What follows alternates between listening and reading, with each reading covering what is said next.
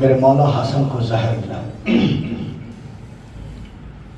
میرے مولا حسن نے کہا فروا میری بہنوں کو اطلاع دینا، میری بہنوں کو اطلاع دینا کہ بھائی کی طبیعت ٹھیک نہیں ہے، جلدی سے آ جانا۔ رات کا آدھے سے زیادہ پہر گزر چکا ہے۔ فروا نے کیا کیا؟ قاسم کو بلایا۔ 3 سال اور یا اس سے بھی کم کی کا سن ہے جناب قاسم کا اس وقت، جب میرے مولا حسن کو زہر دیا۔ کیا کیا جناب فرما نے؟ قاسم کو بلایا، گریبان کو چاک کیا، آستینوں کو الٹا، سر کے بالوں کو بکھیرا اور کہا قاسم جاؤ بہنوں کو اطلاع دے دو۔ یہ حلیہ کیوں بنایا؟ کہ بہنیں حلیہ دیکھ کر سمجھ جائیں گی کہ حسن کسی مصیبت میں ہے، قاسم کو کہنے کی ضرورت نہیں پڑے گی۔ بس عزادارو یہاں قاسم اطلاع دینے کے لیے گیا، وہاں ایک مرتبہ حسن کہتے ہیں فروا یہ جو دشت ہے نا جس میں میرے جگر کے ٹکڑے ہیں ان کو چھپا دو، میری بہن زینب برداشت نہ کر، اللہ میری بہن برداشت نہ کر پائے گی۔ بس مختصر کیا، آئی بہنیں، حسین آئے، عباس آئے، عزادارو اب ایک مرتبہ میرے مولا حسن کی طبیعت بگڑ رہی ہے۔ میرے مولا حسن نے وصیتیں کرنا شروع کی، اور جب وصیتیں کر دی ایک مرتبہ حسن حسین سے کہتے ہیں بھیا حسین یہ تمام لوگوں کو میرے حجرے سے باہر کر دو، یہ برداشت نہیں کر پائیں گے، میری بہن زینب کو بھی حجرے سے باہر کر دو، بہن برداشت نہیں کر پائے گی۔ عزادارو اور ایک مرتبہ بھائی کو وصیتیں کرنا شروع کی۔ وصیتیں کرتے کرتے ایک مرتبہ کہتے ہیں بھیا ذرا ام فروا اور قاسم کو بلانا۔ اب ام فروا آئیں، قاسم آئے، ام فروا کھڑی ہوئی ہیں، قاسم کو آگے بلایا، اپنے سینے پہ لٹایا۔ یہ ایک مرتبہ قاسم تڑپ گئے، بابا آپ کا سینہ تو بہت گرم ہو رہا ہے، جل رہا ہے۔ بس عزادارو میرے مولا نے ایک تعویذ نکالا اور قاسم کے ہاتھوں پر باندھ دیا۔ قاسم کوئی کڑے سے کڑا وقت اگر آ جائے، کوئی ایسی مشکل آ جائے کہ جس کا حل نظر نہ آ رہا ہو، اس تعویذ کو کھول کے پڑھ دینا، تمہیں حل مل جائے گا۔ ارے حسن کربلا کو دیکھ رہے ہیں۔ عزادارو حسن کے بعد ضرورت ہی نہیں پڑی قاسم کو کہ اس تعویذ کو کھولے۔ ارے جس کا حسین جیسا نگہدار ہو۔ اور ایک مرتبہ زمانہ گزرتا گیا، مدینہ چھوڑ دیا، مکہ سے نکلے، کربلا آ گئے، پانی بند ہو گیا، صبح عاشور نمودار ہوئی علی اکبر کی اذان سے۔ اب لاشوں پہ لاشیں آ رہی ہیں، لاشوں پہ لاشیں آ رہی ہیں۔ عزادارو قاسم ارے 13 برس کا سن ہے۔ ایک مرتبہ آ کے کہتے ہیں چچا جان مجھے جانے کی اجازت دے دو۔ عزادارو حسین آغوش پہ لیتے ہیں، تو میرے بھیا کی نشانی ہے، تجھے کیسے بھیج دوں؟ عزادارو شہزادہ مقدوم ہو جاتا ہے، اپنی ماں کے خیمے میں جاتا ہے، ماں کہتی ہے ارے دوسروں کے لاشیں آ گئے، قاسم تیرا لاشا نہیں آیا۔ کہا اماں میں کیا کروں، مجھے چچا اجازت نہیں دے رہے ہیں۔ بس عزادارو ایک مرتبہ ردا کو سر پہ رکھا، قاسم کا ہاتھ پکڑا، ام فروا اپنے خیمے سے باہر نکلی، ایک مرتبہ چلی۔ عزادارو حسین نے جو آتے ہوئے دیکھا، کہا عباس تمہارے ہوتے ہوئے کوئی بیوی خیمے سے باہر آ گئی۔ عزادارو عباس دوڑے، جس تیزی سے دوڑتے ہوئے گئے تھے اس سے زیادہ تیزی سے دوڑتے ہوئے آئے، ہاتھ باندھ کر کہتے مولا ارے حسن کی بیوہ آ رہی ہے، مولا قاسم کی مادر آ رہی ہے۔ عزادارو حسین کھڑے ہو گئے، چند قدم آگے بڑھے، ایک مرتبہ کہا بھابھی آپ نے کیوں زحمت کی، مجھے بلا لیا ہوتا۔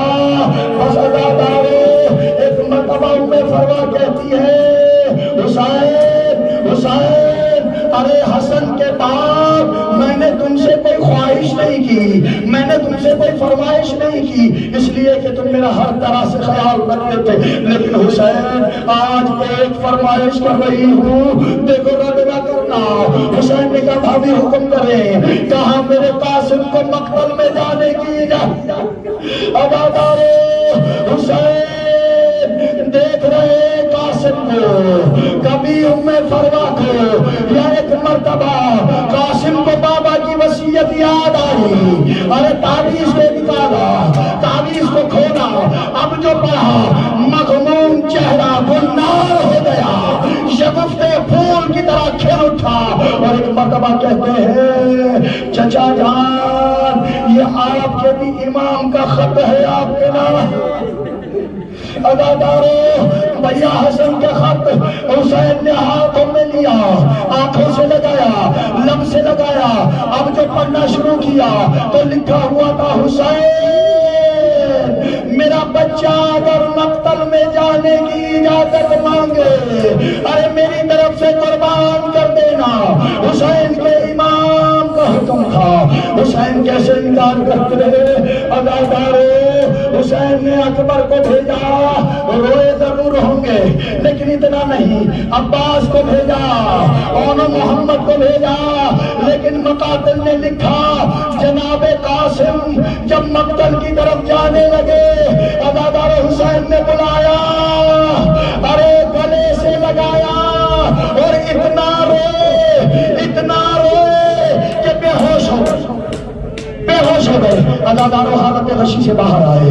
اب ایک مرتبہ شہزادہ اتنا نازک ہے اور اتنا حسین ہے کہ جو دشمن ہے نا وہ بھی مان رہے ہیں، ارے یہ کون سا چاند آ رہا ہے، ماں نے نقابوں میں پالا تھا جناب قاسم کو۔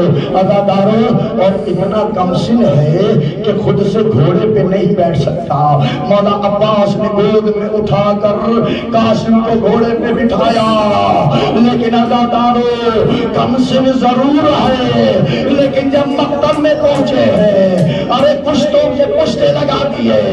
ایک مرتبہ پسر سعد کی آواز آئی، ارے یہ بنی ہاشم کا نوجوان ہے، اسے کمسن نہ سمجھو، ارے اسے چاروں طرف سے گھیر لے۔ عزادارو حسین جنگ قاسم کو دیکھ رہے ہیں، یا حسین نے کیا دیکھا؟ کوئی قریب نہیں آ رہا۔ اب کیا کیا؟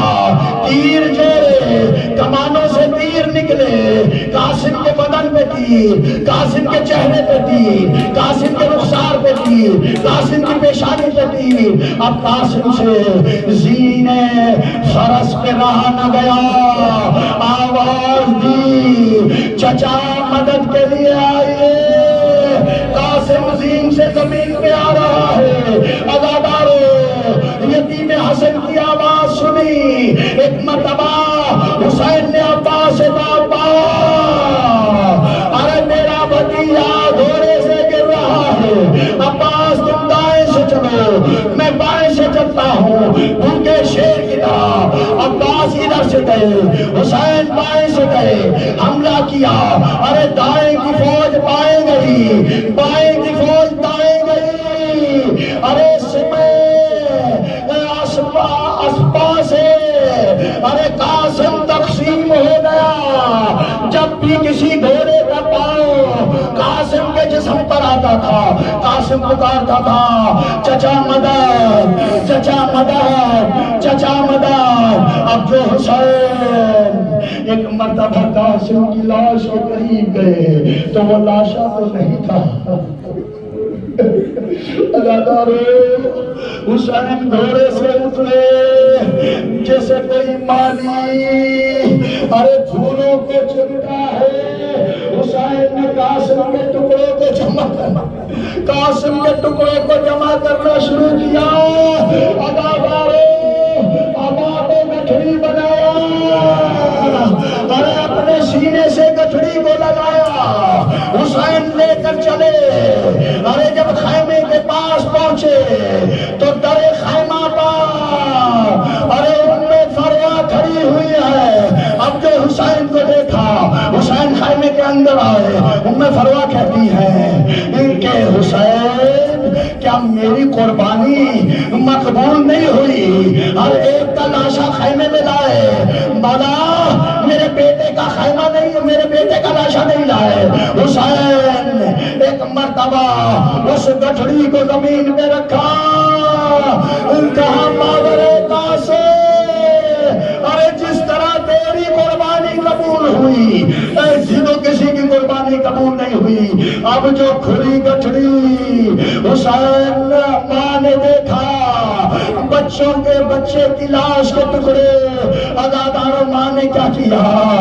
ارے قاسم کے خون میں اپنے ہاتھ کو تر کیا، اپنے بالوں کو خضاب کرنا شروع کیا. ایک مرتبہ کہا ماتم حسین، یا حسین یا علی.